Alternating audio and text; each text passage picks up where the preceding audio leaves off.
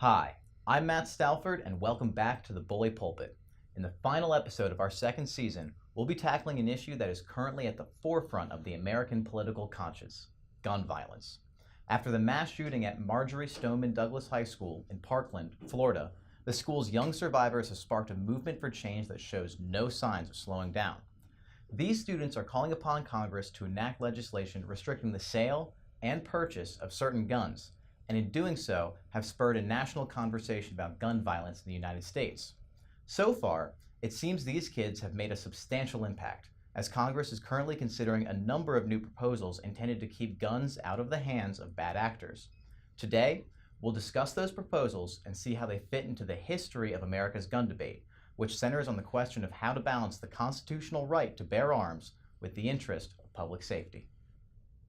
Now, to understand the current debate surrounding guns, it's important to understand the history of the Second Amendment, which reads, "A well-regulated militia, being necessary to the security of a free state, the right of the people to keep and bear arms shall not be infringed."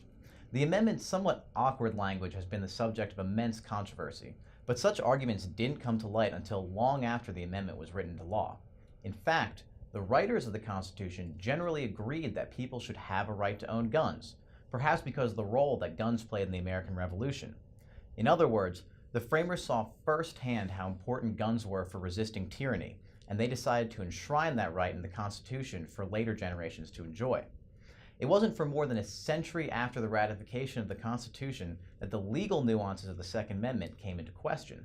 Some asserted that the well-regulated militia phrase argues that the amendment only allows real, regulated state militias to have guns. Others argue that the Bill of Rights uses the phrase "of the people" solely to establish individual rights, and that the Second Amendment does in fact protect an individual's right to privately own a gun. Some extreme gun control advocates have argued that the amendment should be repealed in full, but most people on either side of the debate maintain that they respect the legitimacy of the amendment and are willing to use their personal interpretation of it as a baseline for constitutionality. So to begin, let's look at some of the legislation and circumstances that prompted these complicated arguments over the Second Amendment in the first place. The earliest major federal piece of gun legislation was the 1934 National Firearms Act, intended to target the organized crime rings that had risen to power during Prohibition. This law imposed taxes on machine guns and sawed-off shotguns and rifles, and the Supreme Court ruled that these regulations were constitutional. The ruling in the case, United States v. Miller, said that the Second Amendment does not guarantee the right to bear all arms, meaning that federal law regulating a specific type of gun isn't inherently unconstitutional. Furthermore, the ruling upheld the federal government's ability to write laws about guns, specifically by using their power to regulate interstate commerce. Together, these two aspects of the ruling set the stage for the modern debate over the Second Amendment. Then, 30 years later, following the assassinations of Martin Luther King Jr. and Bobby Kennedy, Congress passed two new laws requiring that anyone who sells guns as a business to register their practice with the federal government so that they could keep records of all gun sales in the country. These laws established the infrastructure that the federal government uses today to regulate the gun market, but have inspired dissatisfaction on both sides of the issue. Some wish they went further and enacted comprehensive legislation to regulate who can and cannot purchase guns, while others would like to see such regulations rolled back entirely. What is clear, however, is that the current system isn't very efficient. Then, in 1981, President Reagan's press secretary, James Brady, was shot during an attempt on Reagan's life. 12 years later, in 1993, the Brady Bill was passed, which mandated a 5-day waiting period to purchase a gun and established the National Instant Criminal Background Check System, or NICS. The bill also mandated background checks for all federally licensed gun sales. However, the Brady Act exempted private sales of guns from background checks, something commonly known as the gun show loophole, a misnomer, as gun shows are not legally exempt from federal firearms regulations. Licensed dealers at gun shows are still required to run background checks on all sales. The exemption theoretically allows a buyer to avoid a background check if they are buying a gun from someone who is not federally licensed. This loophole and the attempts to close it are the centerpiece of the debate over universal background checks, an increasingly popular proposal which we'll look at later on in the episode. 1 year after the Brady Bill, Congress passed the Federal Assault Weapons Ban of 1994, which outlawed numerous types of semi-automatic firearms. A semi-automatic gun, according to the Washington Post, reloads automatically, but only fires once each time the trigger is depressed. It's important to note that the law did not ban all semi-automatic firearms. Rather, the bill bases the legality of these weapons on specific cosmetic features, including detachable ammunition magazines, flash suppressors, pistol grips, or telescoping stocks. For example, each of the guns shown here function in the same way, but only one of them, in the lower right, is considered an assault weapon due to the addition of the pistol grip. Furthermore, the law placed restrictions on the number of bullets in a magazine, banning the manufacture and sale of magazines that hold over 10 rounds. Finally, while it restricted new weapons of these types from being manufactured, the law did not confiscate older weapons. All firearms and magazines manufactured before the bill's passage were still able to be resold. Some of the policies included in the bill drew ire from the pro-gun community due to the seeming lack of understanding on the part of lawmakers. Gun experts claim that not only would the bill not effectively accomplish any of its goals, but that it also exhibited a lack of understanding about what makes guns lethal in the first place, and that it unfairly restricted features that are, realistically, purely cosmetic. So, the assault weapons ban, by its own supporters' admission, was filled with loopholes. It lasted only 10 years until its expiration in 2004. Since then, there have been no federal laws tightening restrictions on gun access, and only one, passed in 2005, that prevented gun manufacturers from being held liable for gun-related injuries. Additionally, the Supreme Court has shifted toward a stance much more friendly to gun rights groups with the case D.C. v. Heller. In this 2008 case challenging Washington, D.C.'s handgun ban, the court ruled that the Second Amendment protects an individual right to possess a firearm unconnected with service in a militia. However, the justices made clear in that case that most current federal gun laws did not violate the amendment. In other words, the court decided that, to an extent, reasonable restrictions on the manufacture and purchase of firearms are legal.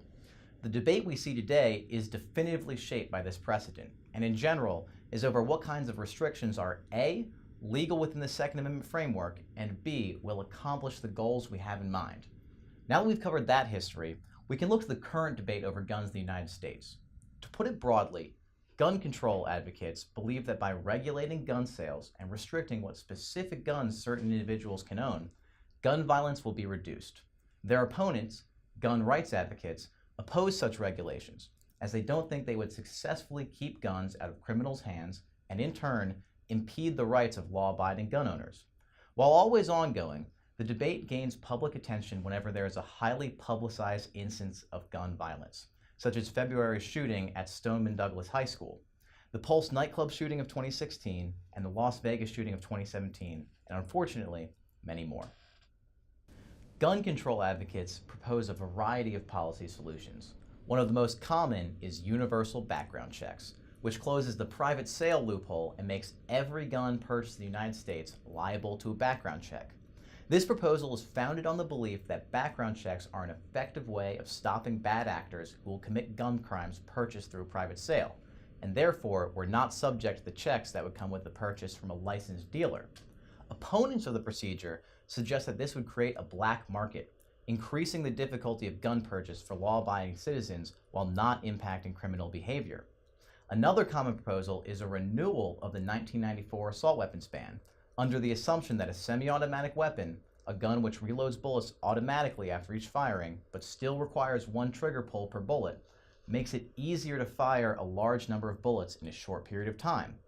Advocates of an assault weapons ban believe civilians do not need to own such military-style weapons.